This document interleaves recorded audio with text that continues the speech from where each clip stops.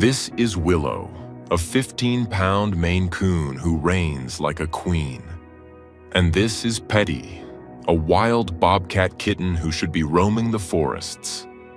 From the moment they met, the majestic house cat became a fierce protector and foster mother to the tiny, fragile Bobcat.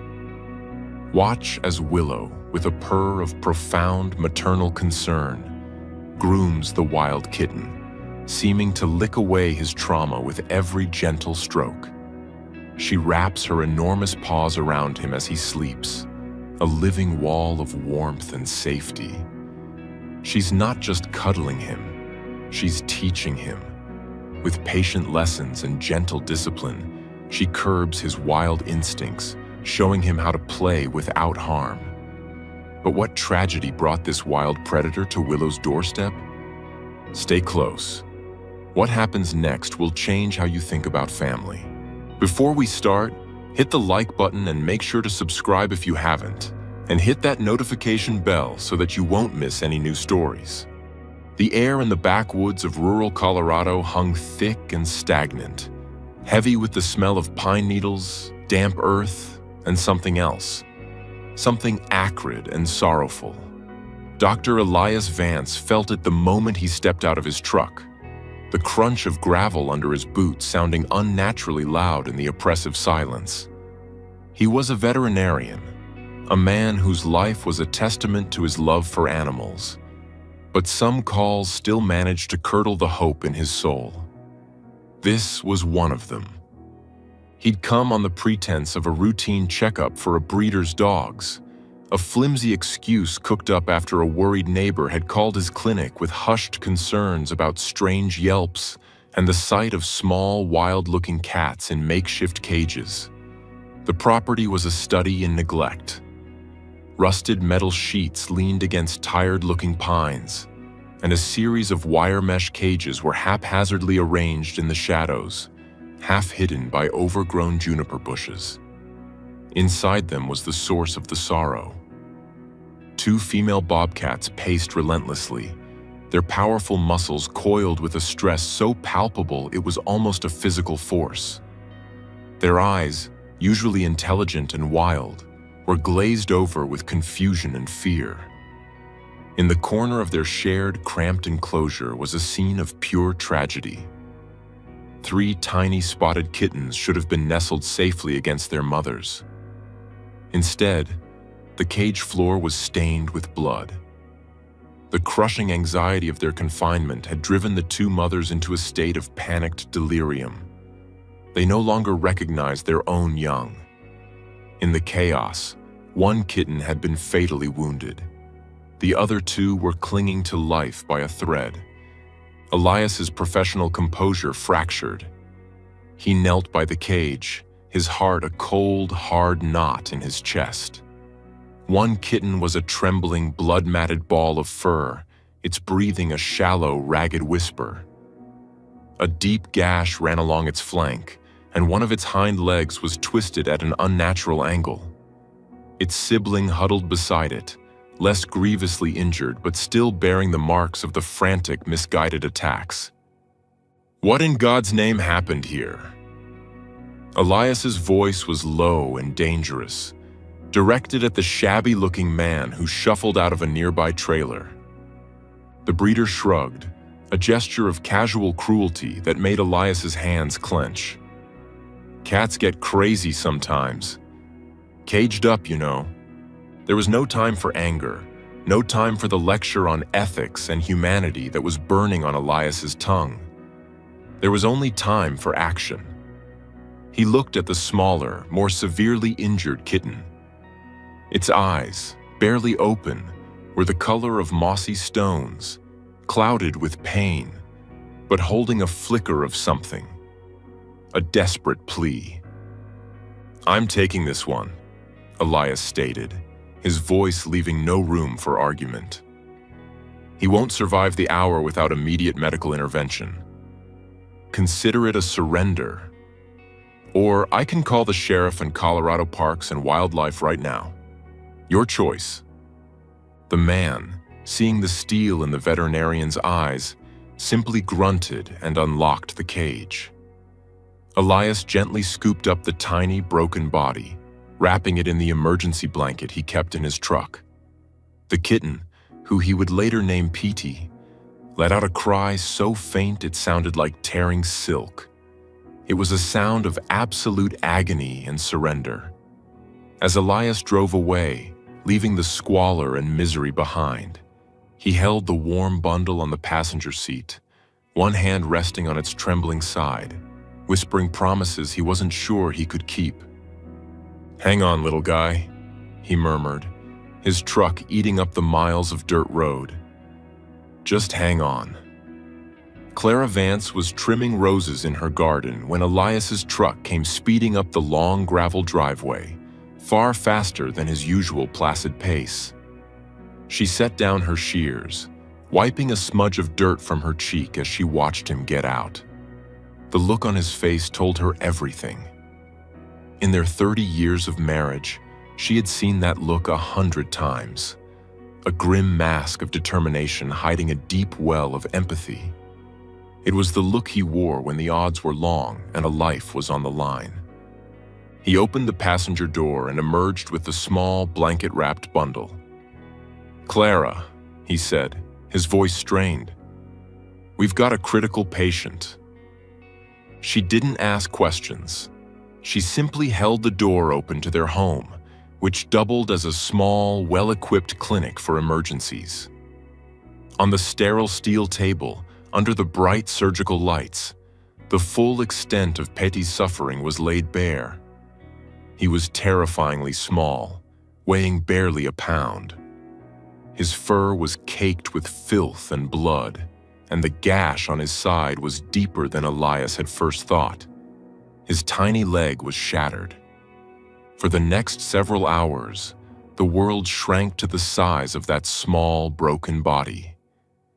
Elias worked with the focused precision of a surgeon, his large hands surprisingly deft as he cleaned the wounds, stitched the delicate skin, and set the minuscule bones of the leg in a makeshift splint crafted from a tongue depressor and surgical tape. Clara was his silent, efficient partner, preparing saline drips, warming blankets in the dryer, and mixing a high-calorie kitten formula that they would have to administer drop by drop. Petty was unresponsive, a limp weight in their hands. His life was a flickering candle flame, and the slightest breeze of infection or shock could extinguish it. They worked through the evening and into the dead of night. The only sounds were the soft clink of metal instruments, the hum of the incubator they placed him in, and their own low, encouraging whispers. "Come on, little fighter," Clara would say, stroking his head with a single finger. "You're safe now. You can rest." By dawn, they were exhausted, but Petey's breathing had steadied. He had taken a few drops of formula from a syringe, a monumental victory. They had pulled him back from the precipice, but the journey ahead was still a treacherous one. They made a bed for him in a large dog crate in their living room, surrounding him with warm water bottles and soft fleece.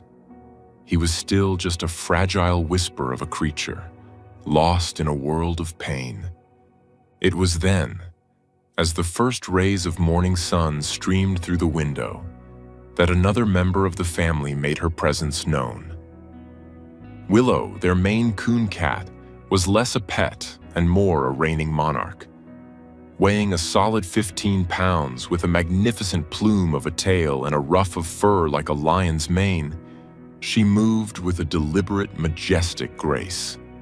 She was the queen of the Vance household, and nothing happened without her silent, discerning approval. She leaped onto the armchair overlooking the crate, her tufted ears perked, and her wide, intelligent green eyes fixed on the new arrival. She sat perfectly still, observing for the better part of an hour. Elias and Clara watched her, holding their breath. A cat of her size and temperament could easily see the kitten as a threat, or worse, as prey. Finally, with a soft thud, Willow landed silently on the floor. She approached the crate, her movements fluid and cautious. She sniffed at the mesh door, her whiskers twitching. From inside, Petey let out a tiny, distressed whimper. And then, the miracle happened. A sound began deep in Willow's chest, a low, resonant purr that vibrated through the floorboards. It was not her usual contented rumble. It was a sound of profound maternal concern. She lay down in front of the crate, her massive body a furry wall of warmth, and continued to purr, a constant, calming thrum of reassurance directed at the broken creature inside. From that moment on, she did not leave his side. The most important figure in Petey's recovery had just reported for duty. The first few weeks were a delicate dance of survival. Elias and Clara continued their round-the-clock medical care, but Willow provided a different kind of medicine, one no syringe could deliver. When Petey was strong enough to come out of the crate for short periods, Willow was there, a mountain of patient fur. At first, Petey was nothing more than a shivering bundle who would instinctively crawl towards the nearest source of warmth, which was invariably Willow's plush belly.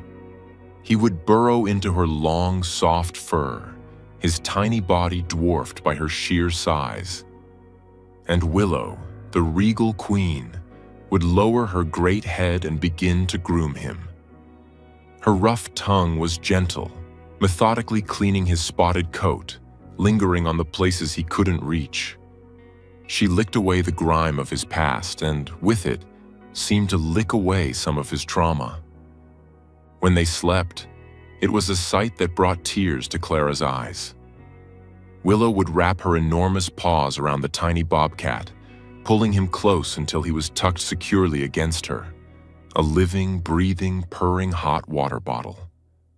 Petey, who had been robbed of a mother's touch, had found something even more extraordinary. A mother of a different species, whose love knew no bounds. As the days turned into weeks, Petey began to heal. The gash on his side closed into a neat pink scar, and the splint came off his leg. He was tentative at first, but with Willow's quiet encouragement, he began to explore. His bobcat instincts started to surface. He would pounce on Willow's twitching tail, his movements still clumsy but filled with a burgeoning wild energy. This was where Willow's second and perhaps most crucial lesson began. Petey was not a domestic kitten. His paws held needle-sharp claws, and his jaws, even as a baby, were surprisingly strong. During one of their early play sessions, he got overexcited and batted at Willow's face, his claws extended. Willow didn't retaliate. She simply let out a sharp, guttural yowl, a sound of maternal admonishment. Petey froze, his ears flattened against his head. Willow stared at him, her green eyes unblinking. Then she slowly extended a paw and gently tapped him on the nose, her own formidable claws safely sheathed. The message was clear. That is not how we play. Control yourself. It was a lesson she repeated patiently, day after day. A growl from Petey that was too fierce would be met with a low hiss from Willow, prompting him to soften it into a questioning chirp. A bite that was too hard would earn him a gentle but firm pin to the floor until he relaxed. She was teaching him the subtle art of feline etiquette, curbing his wild instincts just enough to allow him to coexist in their world. He learned to soften his pounces, to sheathe his deadly claws, to turn a predator's snarl into a playful whimper. He was a bobcat being raised by a Maine Coon, and the result was a creature of beautiful, baffling contradictions. Petey grew at an astonishing rate. Soon, he was no longer the tiny waif who could fit in Elias's cupped hands. His muscles began to ripple under his spotted coat. His legs grew long and powerful, and the characteristic tufts of fur appeared on his ears. He was half Willow's size, then 3/4, then nearly her equal. Their play sessions became more rambunctious, a whirlwind of spotted and tabby fur tumbling across the living room rug. But through it all, Willow remained the gentle matriarch, and Petty, the devoted son. He would still curl up against her to sleep, his head tucked under her chin, their breathing synchronized. Elias and Clara watched the bond with a mixture of awe and a growing sense of unease. They had saved his life, but Willow had saved his spirit. They loved him fiercely, but they knew, with a bittersweet certainty, that their home couldn't be his forever. A bobcat, no matter how lovingly raised, was still a wild animal. One Tuesday evening, Clara was curled on the sofa, half watching the local news while she stitched a patch onto Elias's work jeans. Petey was dozing at her feet, his body twitching in a dream chase, while Willow watched over him from her perch on the mantelpiece. The news anchor was reporting on a recent animal cruelty bust. Authorities from Colorado Parks and Wildlife and the local sheriff's department raided an illegal breeding operation in the foothills. Clara's hands stilled. On the screen was footage of the property where Elias had found Petty. The same rusted cages, the same dilapidated trailer. The news report detailed how the breeder had been arrested and a number of exotic animals, including 2 adult bobcats and a single bobcat kitten, had been seized. "Elias, come quick!" she called out.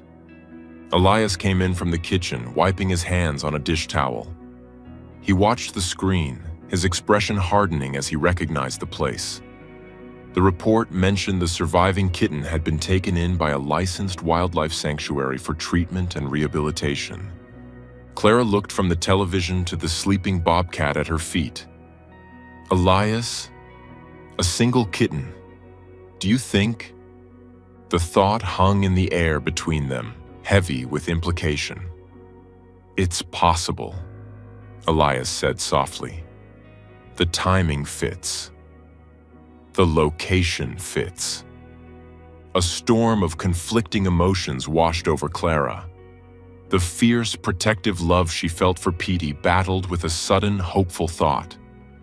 Maybe Petey still has a family. The love of a veterinarian for an animal is a complex thing. It isn't just about possession or affection.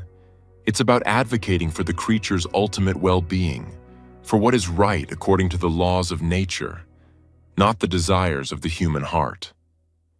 That night, after Petty and Willow had been tucked in, they talked for hours.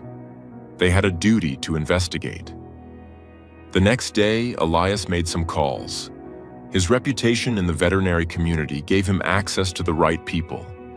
He spoke with a contact at CPW, who then put him in touch with the director of the sanctuary, a woman named Dr. Anya Sharma. He explained the story, how he had rescued a near-dead kitten from that very property just days before the raid. There was a pause on the other end of the line. "Dr. Vance," Anya said finally, her voice filled with a stunned sort of excitement. "We've been treating the kitten we rescued. He was malnourished and had some nasty infections, but he pulled through. We named him Jasper. We thought he was the sole survivor. This is incredible." The confirmation settled in Elias and Clara's hearts with both joy and a profound sense of gravity.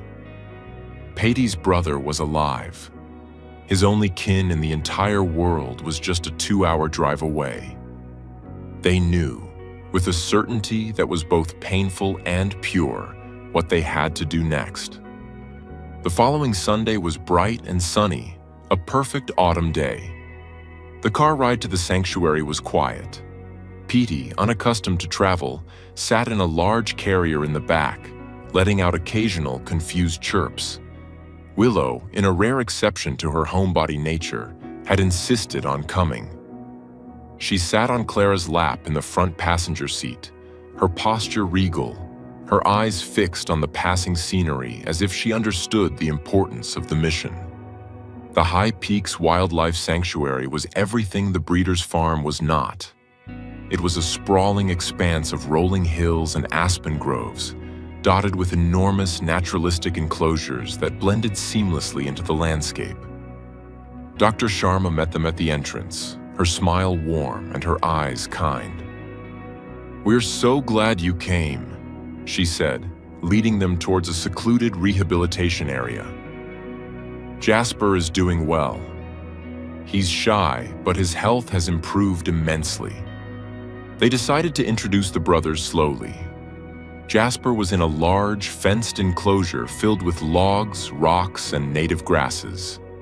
He was slightly smaller than Petey, his coat a shade darker, but the resemblance was unmistakable. He watched them from the cover of a small cave, his eyes wide and wary. Elias opened the door to Petey's carrier. Petey stepped out, his body low to the ground, sniffing the air. His gaze swept the enclosure and then locked onto the other bobcat. For a long moment, neither moved. The world seemed to hold its breath. It was a silent, primal conversation of scent and sight, a language humans could only guess at. Then, Jasper took a tentative step forward. Petey mirrored the movement. They crept towards each other, inch by cautious inch. When they were only a few feet apart, Petey let out a soft, questioning chuff, a sound Clara had never heard before. Jasper answered with an identical sound. It was like a key turning in a lock. The caution melted away, replaced by an explosion of pure, instinctual recognition. They rushed together, not with aggression, but with an overwhelming, joyous energy. They rubbed their faces against each other, purring loudly, their bodies intertwining. They nipped and wrestled, tumbling over each other in the grass, their movements a perfect synchronized dance. They were two halves of a whole, reunited. Clara felt a sob catch in her throat, and she leaned against Elias, who wrapped an arm around her. Even Willow, watching intently through the fence, seemed to mesmerized. She let out a soft, low meow, a sound of acknowledgement, perhaps even of pride. Watching them, so perfectly matched, so utterly at home with each other, Elias and Clara knew their decision had already been made for them. Their living room could never compare to this.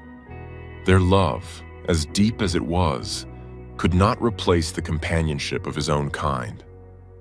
They spent an hour talking with Dr. Sharma, finalizing the details. The sanctuary would be thrilled to take Petey. He and Jasper could grow up together, in a safe, semi-wild environment where they could learn the skills they would need if a future release was ever possible. The goodbye was one of the hardest things they had ever done.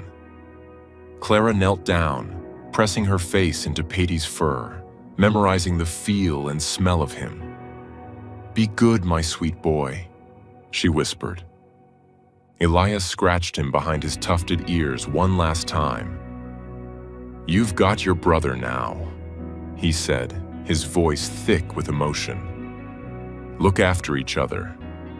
As they walked back to the car, Elias looked at his wife, her face streaked with tears. "I bet Willow misses him already," he said softly. "And you do too, don't you, Clara?" She nodded, unable to speak. The pain of letting him go was sharp and real, but underneath it was a deep, resonant peace. It was the right thing to do. It was the ultimate act of love. Their lives settled into a new routine. Every weekend, without fail, they would make the drive to High Peaks, and Willow always came with them.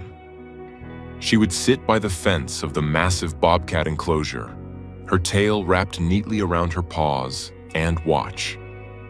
She watched as Petey and Jasper, now sleek and powerful young adults, stalked imaginary prey through the tall grass. She watched as they chased each other up climbing structures, their movements impossibly swift and graceful. She watched as they lay basking in the sun together, grooming each other with the same tenderness she had once shown a tiny, broken kitten. And every time, as they stood there watching Petey live the life he was born to live, wild, free, and beside his only family, a quiet, profound happiness would settle over them. Willow would look up at Clara, her wide green eyes seeming to hold all the wisdom in the world, and let out that deep, rumbling purr. It was a purr not of possession, but of a job well done.